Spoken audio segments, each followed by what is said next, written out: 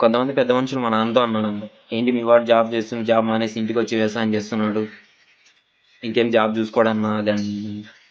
ఇక ఏవో వీడియోస్ అయితే పెడుతున్నాడు కదా యూట్యూబ్‌లో, దీంట్లో దానిలో చెత్త చెత్త వీడియోస్ ఏంటి ఇలా తీస్తున్నావు. ఇలాంటివి అలాంటివంటే నేను చెత్త తీస్తున్నా.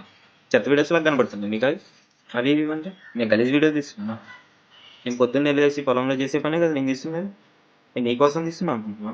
అది నా ఇష్టం, నా కోసం తీస్తున్నాను. ఎవరో భయ్ చెప్పు నీకు? ఇది ఈ మాటలు నాది ఎవరో మా ఊరోళ్ళే. వాళ్ళ పేరు కూడా నేను చెప్పొచ్చు. కానీ వాళ్ళ పిల్లలే నా అకౌంట్‌నయితే ఫాలో అవుతున్నారు.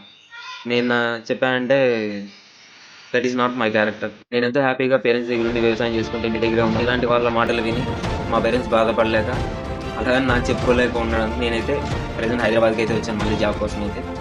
చూడాలి ఇలాంటి వాళ్ళ వల్ల చాలామంది అయితే సఫర్ అవుతున్నారు. ఫస్ట్ అయితే మీ పని మీరు చూసుకోండి. తర్వాతే వేరే వాళ్ళకి సజెషన్స్ అయితే ఇవ్వండి.